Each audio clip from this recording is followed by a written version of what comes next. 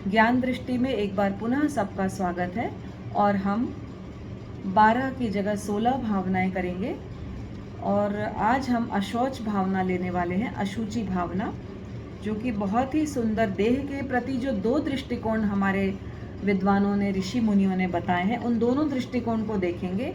क्योंकि कहीं तो वैराग्य से ओतप्रोत साधुओं ने, संतों ने, आचार्यों ने कहा है कि शरीर जो है व्याधि का मंदिर है, रोगों का घर है, तो शरीर को अशुचि माना गया है, अपवित्र माना गया है। परंतु कुछ जो दार्शनिक हैं और कुछ जो साधु संत आचार्य कहते हैं कि नहीं, शरीर धर्म का साधन है, शरीर से ही हम मोक्ष को प्राप्त कर सकते हैं, निर्जरा को कर सकते हैं, तो शरीर के द्वारा ही धर्म कर सकते हैं। संवर और निर्जरा कौन करता है, त्याग कैसे करते हैं? तो हम कहते हैं कि वहाँ पर शरीर का दोनों तरह से उपयोग है। तो यहाँ पर आज हम अशौच भावना की बात करेंगे कि शरीर किस तरह से अशुचि में है और किस तरह से वो धर्म का साधन भी बन जाता है। तो पहले जो 4 लाइनें, पंक्तियाँ आपके सामने पढ़ूंगी मैं। इस देह के संपर्क में जो वस्तु पल भर आएगी, वह भी मलिन मल मूत्र में दुर्गंधमय हो जाएगी। इस देह के संपर्क में जो वस्तु पल भर आएगी, वह भी मलिन मल मूत्र में दुर्गंधमय हो जाएगी। लेकिन इस देह में निर्मल रहा जो आत्मा, रहकर भी इस देह में निर्मल रहा जो आत्मा, वह ध्येय है, श्रद्धेय है, वह ज्ञेय है, वह आत्मा। बहुत सुंदर कहा गया है कि ये जो देह है, ये जो शरीर है, इसके संपर्क में कोई भी वस्तु आएगी, हम जो भी खाना खाते हैं, जूस पीते हैं, बादाम खाते हैं, जितना भी हम शरीर को सजाते हैं, संवारते हैं, पर देखते हैं 2 घंटे बाद वो वैसे ही दुर्गंध में, पसीना में हो जाता है और वैसे ही वैसे अशुचि में, कहना चाहिए अपवित्र हो जाता है। चाहे हम उसको कितना भी इत्र लगाएं, परफ्यूम छिड़कें, थोड़ी देर बाद क्या होता है, पसीना आता है और फिर वापस वैसे ही वैसी दशा हो जाती है। कितना भी हम स्नान करते हैं, श्रृंगार करते हैं, पाउडर क्रीम लगाते हैं, इस शरीर के लिए मुझे लगता है बहुत सारा टाइम हम, कहना व्यर्थ गंवाते हैं ऐसा नहीं कहेंगे, लेकिन ज़रूरत से ज़्यादा, आवश्यकता से अधिक हम शरीर को संवारते हैं, सजाते हैं और उसके बारे में सोचते हैं। 2 किलो वज़न बढ़ जाता है, अरे हमारा पेट बढ़ गया है, इसको कम करना है, उसके लिए हम चिंतित हो जाते हैं और हर समय सोचते हैं ये नहीं खाना है, वो खाना है, अच्छा ये लेंगे तो ये ज़्यादा कैलोरीज वाला नहीं है, उसको दुबला करना है, परफेक्ट रखना है, स्वस्थ रहना है। सारा चिंतन हमारा या तो शरीर पे या शरीर से जुड़े हुए व्यक्ति, रिश्ते, नाते, परिवार, घर पे हमारा सारा चिंतन लगा रहता है। पर शरीर के मंदिर में, इस शरीर के मंदिर में जो अंतरात्मा विराजमान है, जो भगवान विराजमान है, उस पर हमारा ध्यान शायद समाई करते वक्त या पूजा करते वक्त ही जाता होगा। 24 घंटे में से आधा घंटा, 1 घंटा भी चला गया तो बहुत है। तो वैराग्य से जो ओतप्रोत आचार्य हैं, जो तीर्थंकर हैं, उन्होंने कहा है कि ये व्याधि का मंदिर है, ये रोगों का घर है। जन्म लेते ही क्या आता है, शुरू हो जाता है मृत्यु की ओर प्रस्थान। एक एक दिन, एक एक दिन, एक एक साल, महीना करते करते करते करते एक दिन आता है कि इस शरीर को छोड़कर हम चले जाते हैं। तो ये कैसा है ये शरीर, ये कैसा है ये शरीर? अगर आप इस शरीर की स्किन को, चमड़ी को हटाकर देखें तो कैसा जुगुप्सा का भाव उत्पन्न होगा कि कैसे हम शरीर को देख भी नहीं पाएंगे। आप कभी रोड पर जाते हैं, कार से जा रहे हैं, कोई एक्सीडेंट हो जाता है, कोई कुत्ते की बॉडी पड़ी हुई है, कोई मनुष्य का एक्सीडेंट हो जाता है, आप उस तरफ दृष्टि भी 2 सेकंड के लिए नहीं रख पाते हैं। क्या दिखाई देता है? जो स्किन के भीतर है, हार्ड, मांस, रक्त, मज्जा, टिश्यूज, नर्व्स, ये दिखाई देता है। दीपे चाम चादर मढ़ी, ये चाम है यानी जो चमड़ी है, जो ये स्किन है, वही चमक रही है। दीपे चाम चादर मढ़ी, हाड़ पिंजरा देह, भीतर या सम जगत में, इसके जैसा जगत में और नहीं घिन गे। मतलब इसके शरीर के, अपवित्र शरीर से घिन करने लायक जैसा और कुछ भी जगत में नहीं है, क्योंकि आप उसको देख भी नहीं पाते हैं, इतना अशुचि में अपवित्र हमारा जो है वो शरीर है। रक्त, मांस, मज्जा, तो ये जो शरीर है वो कैसे बना हुआ है? ये सब सात धातुओं से बना हुआ ये जो नश्वर शरीर है, सात धातुओं से बना है। जो भी हम भोजन करते हैं, जूस पीते हैं, खाना खाते हैं, ब्रेकफास्ट, लंच, डिनर करते हैं, वो सब किस में बदल जाता है? जितना आवश्यक रस शरीर के लिए लगता है वो सब आंतों में पचकर रस के रूप में रक्त बनेगा, स्नायु बनेंगे, नर्व्स बनेंगी, नाड़ियाँ के मतलब उसको पोषण मिलेगा, हड्डियों को पोषण मिलेगा, अस्थि मज्जा बनेगी, और फिर जो वेस्टेज होता है, जो एक्स्ट्रा खाते हैं हम, वो सब मल के रूप में शरीर से बाहर निकल जाता है। इस शरीर में कितने 14 मल द्वार बताए गए, उसमें से हर वक्त अशुचि यानी अपवित्रता झरती रहती है। जो हमारे नाक है, आँख है, कान है, मुंह है, हमेशा थूक बलगम आता रहता है, नाक से, आँख से भी जो कीचड़ आता रहता है, कान से हम मैल निकालते रहते हैं, हमारे नीचे जननेंद्रियों से, मल द्वार से हमेशा क्या होता है? अशुचिमय पदार्थ, जो अपवित्र पदार्थ निकलता रहता है। पसीना शरीर के द्वारा जो बाहर निकलता रहता है, दुर्गंध, कितने भी प्रकार का ब्रांडेड इत्र लगा लें, वो थोड़ी देर में हमारा शरीर वापस दुर्गंधमय हो जाता है। आप लहसुन होती है, लहसुन में कितनी स्मेल होती है, उस लहसुन को आप कितना ही परफ्यूम से छिड़क दें, वो अपनी जो महक है उसको छोड़ता नहीं है। तो वैसे जो हमारा शरीर है, वो शरीर का जो दुर्गंध में वह उसको नहीं छोड़ता। ऊपर से हम कितना ही श्रृंगार कर लें, तो कहा गया है कि जो ये धर्म का साधन मान के शरीर को हम स्वीकार करें और जितना आवश्यक है उतना ही उसको महत्व दें। खाने से, पीने से, सजाने से, साफ सुथरा करने से जितना उसका महत्व है उतना ही उसको महत्व दें, क्योंकि ये शरीर है जिसमें कोरा मांस, रक्त, हड्डी, वसा, मज्जा उसका ही ढांचा है। खोल के देखेंगे तो देखने लायक भी नहीं होगा। तो चिंतन का एक कोण ये हो सकता है कि शरीर अशुचि में है, अपवित्र है, और हम इसको दिन रात महत्व दे रहे हैं। और शरीर को देखने का हमारा दूसरा दृष्टिकोण जो कहा गया है कि सारभूत है, ये सारभूत इसलिए है क्योंकि ये धर्म का साधन है। कहा गया है, भगवान महावीर ने इसे कहा है नौका। उन्होंने कहा है शरीर माहु नावत्ति, नाव है, जीवो उच्चई नावियो, और जो आत्मा है वो नाविक है। शरीर जो है नाव है और आत्मा जो है, बहुत सुंदर उपमा के द्वारा इस शरीर के लिए कहा गया है। भगवान महावीर ने शरीर की यथार्थता को प्रकट किया है। उन्होंने कहा संसारो अन्नवो उत्तो जम तरंती महेशिणो, अर्थात शरीर एक नौका है, आत्मा एक नाविक है, और संसार क्या है? संसार एक महासमुद्र है, महासमुद्र। और इस महान समुद्र में हमें क्या करना है? मोक्ष की ऐषणा, मोक्ष की खोज करने वाला मनुष्य इस शरीर रूपी नौका के द्वारा इस महासमुद्र को तार लेता है, और आत्मा को तार लेता है। तो शरीर को नौका माना गया है। आचार्य महाप्रज्ञ जी ने भी बहुत सुंदर इस पर लिखा है पंक्तियां गीत की। यह तन है पावन नौका, इससे भव जल तरना है, यह नाविक मेरी आत्मा, इससे उद्यम करना है। प्रतिकूल हवा को अब हम अपने अनुकूल बनाए, आए आए हम आए, अपने घर भीतर आए, अपने घर भीतर आकर हम सदा सुखी बन जाएं।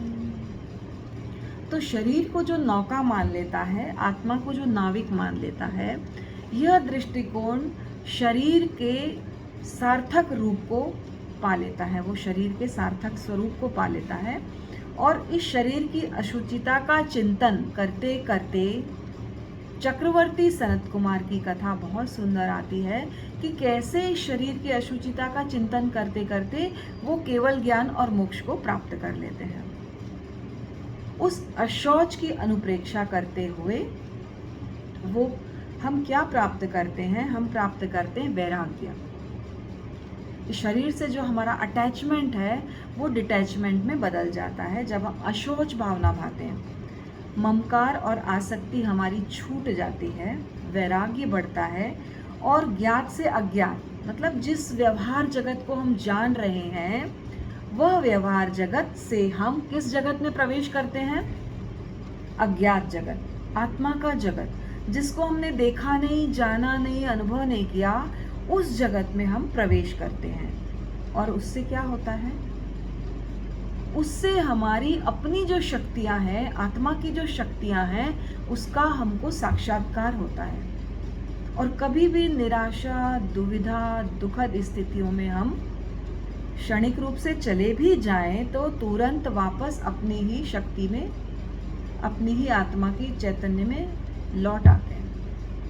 व्यवहार जगत है, बहुत सारे कर्मों का उदय होता है और क्षय होता है, और हो सकता है मन में कोई भाव भी आ जाता है, कोई जरूरी नहीं हर समय शुभ भाव में हम रहें, अशुभ भाव में भी चले जाते हैं। परंतु वो व्यक्ति जिसने आत्म साक्षात्कार किया है, शक्तियों का अनुभव किया है, वो वापस पुनः अरे मैं ये क्या कर रहा हूँ, अरे ये शरीर तो अनित्य है, क्या हुआ इसमें रोग हो गया, क्या हुआ बुढ़ापा आ गया, नहीं तो एक एज के बाद 40-50 के एज के बाद अब हम बूढ़े हो गए हैं, अब तो हम वृद्ध हो गए, अब हमारा कोई काम ही नहीं, हमारी ड्यूटी सब खत्म हो गई है। एक निराशा का भाव भी बहुत सारे लोगों में जो धर्म से जुड़े हुए नहीं हैं उनमें आ जाता है। बहुत सारे हमारे आसपास लोग हैं, कभी आप उनको सुनिए, कभी उनके दुख को जाने, तो हमको लगता है अरे ये क्या ऐसी बात कर रहे हैं। आप उनको शक्ति प्रदान कर सकते हैं क्योंकि आपकी अपनी शक्ति का जागरण हो जाता है। आप उनको संबल प्रदान कर सकते हैं, आप उनको पुष्ट कर सकते हैं शुभ भावों में, और यहाँ भी आपको धर्म लाभ कमीशन मिलेगा उसके दुख को कम करने का और सुख के भाव में लाने के लिए। आपका भी अपना उसमें हमको भी धर्म लाभ मिलेगा। तो बहुत सुंदर, जो आज जो शरीर शास्त्री मान रहे हैं कि जो मनुष्य के शरीर में एक महत्वपूर्ण सबसे इम्पॉर्टेंट क्या है, स्पाइनल कॉर्ड, मेरुदंड उसका, जो कहते हैं सिर्फ मनुष्य में ही सीधा पाया जा रहा है, बाकी किस में, जानवरों में, तिर्यंच में कैसा होता है स्पाइनल कॉर्ड, लेकिन आड़ा, मनुष्य में खड़ा होता है। तो वो शक्ति का जागरण नीचे से ऊपर की ओर कर सकता है। शक्ति का जागरण वो अपने स्पाइनल कॉर्ड की अनुप्रेक्षा करते करते प्राणधारा का प्रवाह ऊपर की ओर प्रवाहित कर सकता है। तो सबसे बड़ा जो वैज्ञानिक कहते हैं, शरीर शास्त्री कहते हैं कि पृष्ठ रज्जु यानी स्पाइनल कॉर्ड जो है वो मनुष्य में पाया जाता है, सभी प्राणियों में खड़ा नहीं होता, वो आड़ा होता है। एकमात्र सारी शक्तियों का जो भंडार है वो हम जब अंतर यात्रा करते हैं तो ये बिजली का जो है ना मेन, जो कहना चाहिए जो मेन स्विच है, वो हमारा स्पाइनल कॉर्ड है, जिससे सारे नर्व्स को, सारे शरीर के स्नायुओं को शक्ति और पावर मिलता है। इसीलिए आप जितनी भी एक्सरसाइज करेंगे, आप देखिए शक्ति केंद्र आपका जरूर मोल्ड होता है। आप नीचे झुक रहे हैं, ऊपर उठ रहे हैं, साइड में झुक रहे हैं, ऊपर उठ रहे हैं, कौन सा आपका पार्ट है वो सबसे ज़्यादा मोल्ड होता है, सबसे ज़्यादा झुकता है, वो है आपका शक्ति केंद्र। और वो शक्ति केंद्र, जितनी भी आप एक्सरसाइज करें, आप मार्क करिएगा कभी इस चीज़ को कि शक्ति केंद्र सबसे ज़्यादा मूवमेंट करता है जब आप एक्सरसाइज करते हैं। तो ये मूल्यांकन ही नहीं किया जा सकता कि वो पावर का जो सेंटर है, जो शक्ति का भंडार है, उसी को हमको जगाना है और जगाकर ऊपर की ओर प्रवाहित करना है उस शक्ति को। तो ये शरीर क्या है, ध्यान का भी एक माध्यम है। इसलिए शरीर को अशुचि तो कहा गया है, अपवित्र तो कहा गया है, परंतु कितने सारे रसायन जो इसके भीतर बह रहे हैं, उसको कितनी सारी जो ग्रंथियां हैं, ग्लैंड्स है हमारी, उनको क्या करना है, वो अपना अपना काम कर रहे हैं सब। यदि उसको हम जागृत कर लें ध्यान के माध्यम से, यदि हम उन चैतन्य केंद्रों को जागृत कर लें, ग्रंथियों के स्राव को पॉजिटिव बना लें, तो क्या होगा? सारा शरीर, पूरा अतीन्द्रिय चेतना का जागरण हो जाएगा। हमारी जो शक्ति है, वो पावर है, वो जागृत हो जाएगी। शरीर का एक माध्यम है ये भी। तो आत्मा से परमात्मा तक, इंद्रिय ज्ञान से अतीन्द्रिय ज्ञान तक हम पहुंच सकते हैं, अगर हम शरीर को अशुचि में मान के विरक्त जरूर हो, लेकिन इसका पूरा उपयोग हमको करना है किसमें? शक्तियों के जागरण में। क्योंकि हमारी चेतना कहाँ प्रवाहित हो रही है? हमारी चेतना कहाँ है? वो जो चित्त है, वो चेतना की रश्मि है, और बाहरी स्तर पे काम कर रही है चैतन्य की रश्मि, यानी चेतना जो है, वो चित्त का जो भाग है, वो बाहर की ओर काम कर रहा है। अब इसको हम कैसे भीतर की ओर ले जाएं और शक्तियों का ऊर्ध्वारोहण करें, ये हम पर ही डिपेंड करता है, हम पर ही डिपेंड करता है। तो एक बहुत छोटी सी कहानी आपको मैं अनुप्रेक्षा के लिए बताना चाहूँगी। एक बार म्यूट कर दूँ। तो बहुत छोटी सी कहानी है जो चक्रवर्ती महाराजा सनत कुमार की है, कि किस तरह शरीर को अशुचि में उन्होंने देखा, अनुभव किया, और उसके बाद तुरंत वो विरक्त हो गए। शायद आपने सुनी भी होगी। तो चक्रवर्ती सनत कुमार अपने राजप्रसाद से देख रहे थे, और फिर वो निकले उद्यान में टहलने के लिए। सूर्य की सुनहली किरणें पड़ रही थी, बहुत सुंदर सनराइज का समय था। कई लोग जाते हैं सनसेट देखने, सूर्य को डूबते हुए देखते हैं, पर हमारे यहाँ जो पूर्वी सभ्यता है उसमें सनराइज को देखा जाता है, और सनराइज को देख के मंत्र का जाप किया जाता है, शक्ति का जागरण किया जाता है। जैसे आप ओम असि आउसा नमा, उगते हुए सूर्य को त्राटक देखते हुए ध्यान करेंगे, क्योंकि बहुत सारे ऋषि मुनियों ने सौर ऊर्जा, खाना नहीं खाते थे, सौर ऊर्जा से अपने शरीर को चलाते थे, त्राटक करते थे, तपस्या करते थे। भगवान महावीर भी कई कई समय तक त्राटक करते थे, सूर्य को देखते थे। जब ये मॉर्निंग में प्रातः सूर्योदय का समय है, तब आप त्राटक कर सकते हैं, देख सकते हैं। तो सनत कुमार जो चक्रवर्ती थे, वो अपने उद्यान में टहल रहे थे। राजमहल के चारों ओर उद्यान बना हुआ था, और वहाँ टहल रहे थे। मंदिरों में घंटियाँ बज रही थी, पूजा पाठ हो रहा था, और चारों तरफ एक अच्छा वातावरण बना हुआ था। तो चलते चलते उपवन में टहल रहे थे, और टहलते टहलते उनकी जो बहुत उस समय स्नान करके या साज श्रृंगार करके नहीं आए थे, सुबह सुबह उठ के आ गए थे अपना। तो उस समय दो जो विद्वान हैं, विप्र कहा गया है, वो वहाँ पर आते हैं, और द्वारपाल जो रहता है उद्यान के बाहर उनसे पूछते हैं क्या हम महाराज के दर्शन कर सकते हैं? हम बहुत दूर से आए हैं उनके दर्शन करने, और उनके सौंदर्य का हमने बहुत वर्णन सुना है, तो हम साक्षात देखना चाहते हैं। क्या वो इतने सुंदर हैं, इतने खूबसूरत हैं कि देवलोक में भी उनका जो सौंदर्य की तुलना करने वाला, उनको कंपेयर करने वाला कोई नहीं है।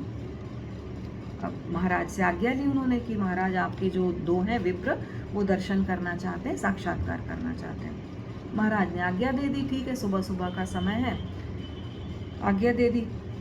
अब वो गए, दोनों विप्र महाराज से साक्षात देखा उन्होंने, दर्शन किए, और कहा उपस्थित हो गए। अब वो देखते ही रह गए, इतना सुंदर उनका रूप था, यौवन था, और इतने आभा मंडल चमक रहा था, उनका जो ओरा था वो बहुत ही, अब चक्रवर्ती थे, नेचुरली बहुत पुण्योदय से व्यक्ति चक्रवर्ती बनता है, राजा बनता है, कोई बहुत पुण्य का उदय था, और बहुत खूबसूरत थे, बहुत सुंदर थे, और गठित शरीर उनका, और एकदम ऊंचे पूरे लंबे चौड़े।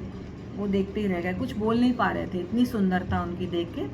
हैंडसम, आज की भाषा में कहें, बहुत हैंडसम थे।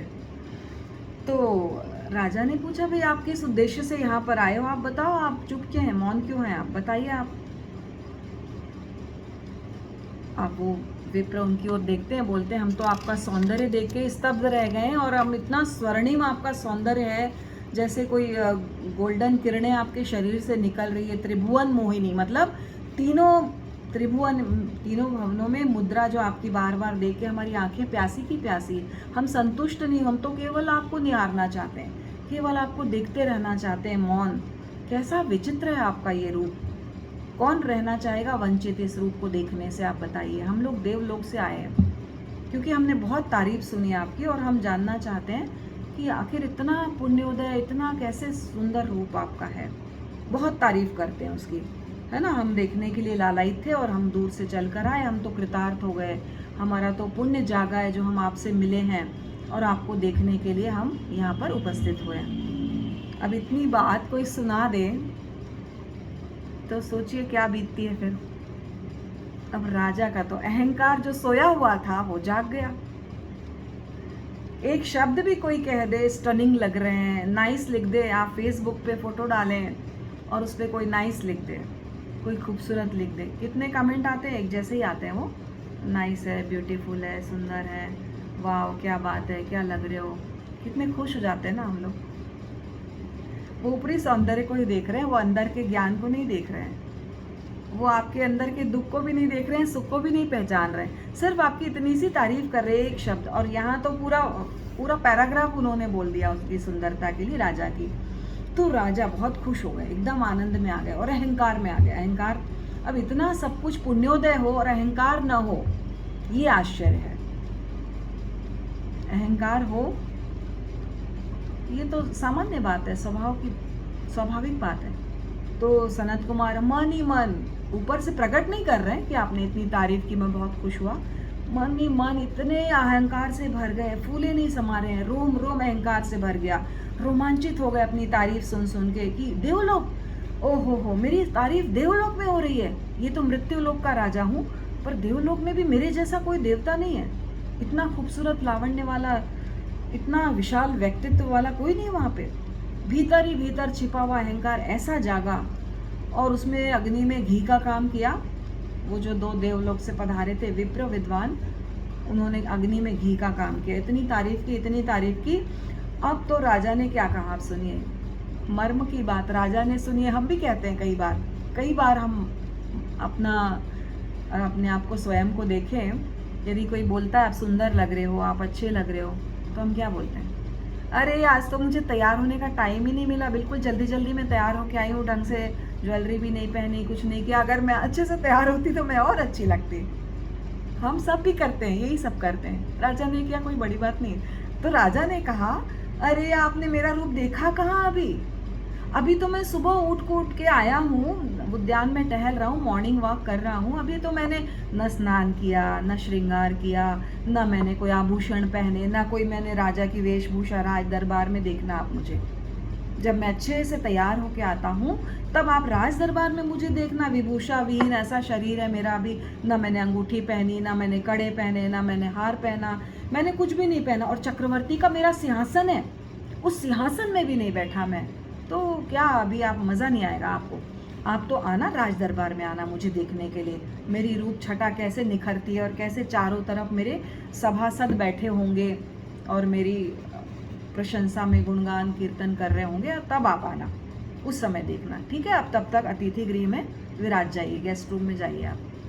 अब उन्होंने कहा ठीक है भाई आर्यवर, अब आपकी इच्छा है, अनुज्ञा है ऐसी ही, तो ठीक है हम लोग वहाँ भी आ जाएंगे अगर आप कहते हैं तो स्वीकृति पाके वो अपना गेस्ट हाउस में चले गए। राजा का कोई अतिथि गृह था, वहाँ उनको रुकवा दिया।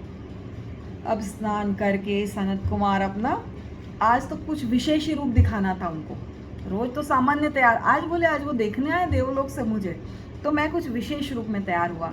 तो दिखाने के लिए स्नान किया, अतिरिक्त श्रम, एक्स्ट्रा एफर्ट की उन्होंने, और शरीर में कपूर और परफ्यूम और कस्तूरी और चंदन, आज परफ्यूम लगाते हैं, पहले कस्तूरी चंदन वगैरह लगाते थे, तो सुगंधित द्रव्यों से अपने शरीर में, अब बहुत लोग भी थे अंगरक्षक उनके, सब श्रृंगार करते हैं, रत्न जटित मुकुट पहनते हैं और एक छत्र वत्र ऊपर में पकड़ के खड़ा होता है व्यक्ति, चमर डुलाती है दासियाँ, उनकी जो परिचारिकाएं हैं वो चमर डुला रही हैं, और ऐसा दृश्य बिल्कुल सुधर्मा सभा में अपने आते हैं, आके सिंहासन पर बैठते हैं, दोनों तरफ अपने वो लहराते हुए उनके पोशाक रहती है और अपना खूब सुंदर एकदम कोई अच्छी वाली पहनते हैं। तो दोनों ब्राह्मण आते हैं वहाँ पर वापस, वो विप्र जो ब्राह्मण है जो विद्वान है वो आते हैं और सम्राट को देखते हैं।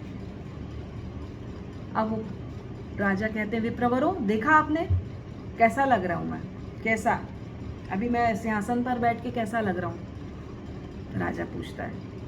ब्राह्मण कहे तो क्या कहें बेचारे, ब्राह्मणों ने ऐसे सिर हिला दिया, वो बात नहीं है, वो बात नहीं है जो उद्यान में एक नेचुरल ब्यूटी, कहते हैं ना नेचुरल ब्यूटी, एक कितना ही मेकअप करके आ जाए और एक नेचुरल ब्यूटी आए, आप किसको एडमायर करेंगे? नेचुरल ब्यूटी को ना। ये तो पोता लिपा पूता को क्या एडमायर करेंगे ना, ये तो क्षणिक के उतर जाएगा थोड़ी देर में। तो सरसता जो विरसता में बदल गई थी, उनका रूप लावण्य एकदम डाउन हो गया था अहंकार के कारण। उनका पुण्य क्षीण हो गया और अहंकार के कारण उनका जो रूप था, वो सौंदर्य था, वो एकदम 16 रोग उत्पन्न हो गए उनके शरीर में। 16 कितने, इतने से समय में घंटे भर का समय लगा होगा उनको राज दरबार आने में। उस समय में अहंकार के कारण उनके पापों का उदय हुआ और 16 प्रकार के रोग उनके शरीर में, अशुचिमय शरीर, मांस मज्जा हड्डी वाला जो शरीर था, रक्त वाला, जिसको हम देख भी नहीं सकते हैं। अगर थोड़ा सा ओपन हो जाए ना, कट कर दे ऑपरेशन करके, तो हम उसको देख भी नहीं सकेंगे, ऐसा शरीर। तो उसमें 16 प्रकार के रोग उत्पन्न हो गए। अब राजा ने सोचा ये विप्रवर है, ब्राह्मण बोल क्यों नहीं रहे? अभी तो इतना गुणगान कर रहे थे, मेरी तारीफ कर रहे थे, और अब बिल्कुल बोल नहीं रहे। क्या हुआ क्या आखिर इनको? अब ब्राह्मण बोलने के, राजा की ना बुराई भी कर दो तो फांसी लटका दें, तो वो कुछ बोल ही नहीं रहे थे, मौन हो गए। तो राजा ने कहा आप ठीक प्रकार से बताइए, आप क्या सोच रहे हैं, क्या हुआ क्या ब्राह्मणों ने? महाराज जो होना था वो तो हो गया, अब वो बात नहीं है जो पहले थी। आपका जो रूप है ना, वो कुरूप हो गया, एकदम विरूप हो गया। आप देखिए आप। सम्राट ने सोचा, विश्वास नहीं हुआ उनको। उन्होंने पीकदानी लाई और थूका, पीकदानी लाके उसमें थूका, तो असंख्यात कीड़े उसमें बिलबिला रहे थे। शरीर के अंदर जो थूक था, उस थूक में इतने कीड़े बिलबिला रहे थे। इस दृश्य को देख के महाराज हक्के बक्के रह गए। उनको लगा ये क्या हो गया। क्षण भर उनको अपनी आंखों पे विश्वास नहीं हुआ। उनको लगा ये क्या हो गया, ये कैसे हो गया। 16 महाभयंकर रोग उनके शरीर में उत्पन्न हो गए और अब महाराज का चेहरा एकदम मुरझा गया। जो अहंकार था ना, वो एकदम डाउन हो गया। ये कैसे हो सकता है? ये मेरा शरीर, इतना सुंदर लावण्य वाला रूप वाला मेरा शरीर, ये कैसे हो गया? अनुताप के आंसू निकल आए उनकी आंखों से। चेहरा देखने लायक नहीं था उनका। आईने में आंसू निकल आए उनकी आंखों से और अपने आप में अनुताप हो रहा है कि मैंने क्यों अहंकार किया। मैंने समझ गया कि शरीर जो है क्षण भंगुर है, 1 मिनट में ओस की बूंद जैसा है, 1 मिनट में मृत्यु को प्राप्त कर सकता है, 1 मिनट में रोगों में जकड़ सकता है, 1 मिनट में इसका एक्सीडेंट हो सकता है, कुछ भी हो सकता है इस शरीर का। और जो ममकार था, जो मूर्छा थी, जो आसक्ति थी शरीर के ऊपर, वो खत्म हो गई उनकी। जो कर्मवीर होते हैं ना, वही धर्मवीर भी होते हैं। जो कर्म में महान होते हैं, चक्रवर्ती थे, और वो धर्म में भी इतने महान हो गए कि उन्होंने तुरंत वैराग्य भाव से अपने आप को ओतप्रोत किया और इस सत्य को जाना, ये शरीर जो है अशुचिमय है, भरा हुआ है रक्त मज्जा मांस से। अच्छे अच्छे पकवान खिलाओ, इतना हिस्ट पुष्ट बनाया, मासल बनाया, नित्य प्रतिदिन अच्छी पोशाकें, हजारों लाखों रुपए की पोशाक पहनाई मैंने इस शरीर को, रगड़ रगड़ कर तेल और मर्दन और मसाज की और परफ्यूम छिड़का, और ये देखो आज मेरा शरीर है जो पराया बन गया है। ये जो शरीर है वो पराया बन गया है। ये अशुचि में शरीर को मैंने इतना मूल्य दिया। ओहो, अपने आप को धिक्कार रहे।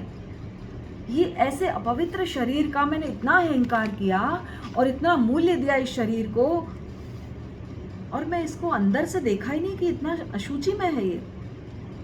ओहो, आज तक मैंने जीवन को व्यर्थ गंवा दिया। छिपे हुए सार तत्व यानी आत्म तत्व को खोजा ही नहीं और इस जीवन को मैंने व्यर्थ गंवा दिया। अब तो इतना अपने मन को धिक्कारते हुए वाणी को बोल रहे हैं, मन में अनुताप कर रहे हैं, आंसू बहा रहे हैं कि मैंने इस शरीर को इतना मूल्य दिया, इतना अहंकार किया। अब तो मुझे सिर्फ आत्मा में रमण करना है और इस शरीर को क्या करना है, छिपी हुई जो शक्तियां हैं आत्मा में, उसको उजागर करना है और इस शरीर को सिर्फ नौका मानना है, नौका की तरह इसको चलाना है और संसार समुद्र को मुझे पार करना है। उनको बोध हो गया और ऐसा बोध होते ही क्या हो गए, वो चक्रवर्ती जो सनत कुमार थे वो अपनी आत्मा में रमण करने लग गए। शरीर के प्रति जो भी उनकी आसक्ति थी वो टूट गई और वो बोले कि ये जो रोग है ये किसको है, शरीर को है, मुझे थोड़ी है। कोई रोग के प्रताड़ित नहीं हुए, वो बिल्कुल भी रोग हैं तो हैं, ठीक है, कोई बात नहीं। खूब साधना की, खूब तपस्या की और इस नश्वर शरीर के जो भीतर आत्मा थी ना, उसकी अमरता का दर्शन करने लग गए। वो आत्मा में कष्ट है ही कहाँ, ये शरीर में रोग है, शरीर में कष्ट है, शरीर मृत्यु को प्राप्त करेगा, मेरे को कोई कष्ट नहीं है। इस भावना में पहुंच गए। अब वो दोनों क्या आए, वैद्य का रूप बना के आए। वो जो दोनों देव थे जो चढ़ा के गए थे उनको, वो वापस आए। बोले अरे महाराज जी, आपके शरीर में इतने रोग हो गए, हम देवलोक से औषधि लाए हैं आपके लिए। अब आप ये औषधि लगा लो, और प्रभावक है बहुत ज़्यादा। आप शरीर जो है धर्म का साधन है, तो आप इसको रक्षा करिए और इस दवाई लगा लीजिए, औषधि लगा लीजिए। अब राजा बोले भाई तुम्हारी औषधि क्या, मेरे अपने पास इतनी लब्धियां हैं कि मैं अपने शरीर को 1 मिनट में ठीक कर सकता हूँ। तुम्हारी दवाइयों की मुझे आवश्यकता नहीं है। मैं शरीर के रोगों को जान रहा हूँ, भोग नहीं रहा हूँ। सिर्फ जान रहा हूँ कि ये शरीर में रोग हो गया है, मेरे में नहीं है, आत्मा में नहीं है मेरे रोग। और अंगुली से थूक निकाला, अपना थूका, उंगली में थूक निकाला और थोड़े से शरीर के भाग में लगा लिया। तुरंत कंचन जैसी काया वापस चमकने लग गई उनकी। इतनी लब्धियां उनके पास तब से आ गई थी। अब वो वैद्य समझ गए कि राजा ने अब तपस्या से आत्मरमण करके अपनी जो अतीन्द्रिय चेतना को जगा लिया है और वो संपन्न है, उन्हें कोई औषधि की जरूरत नहीं है। अशुचि में देह का परित्याग करा उन्होंने, केवल ज्ञान प्राप्त किया और चिरंतन सत्य को जान लिया कि आत्मा की आराधना ही एकमात्र सार है। ये अशुचि में, अशौच में कह सकते हैं, इस शरीर की आराधना का कोई अर्थ नहीं है। सिर्फ आत्मा की आराधना और शरीर को एक नौका की भांति यूज करना है। जैसे घर में रहते हैं वैसे ही शरीर में रहते हैं। तो सिर्फ अशुचि में शरीर को जानना है और उसका जितना उपयोग ले सकते हैं उतना उपयोग लेना है और आत्मा की आराधना करना है। तो इस प्रकार अशौच भावना से हम सब अपने विचारों को वैराग्य से भरें और राजा सनत कुमार की तरह हम भी कभी विरक्त हों और आत्मा की आराधना करते हुए केवल ज्ञान और मोक्ष को प्राप्त करें। इसी भावना के साथ ओम अरहम।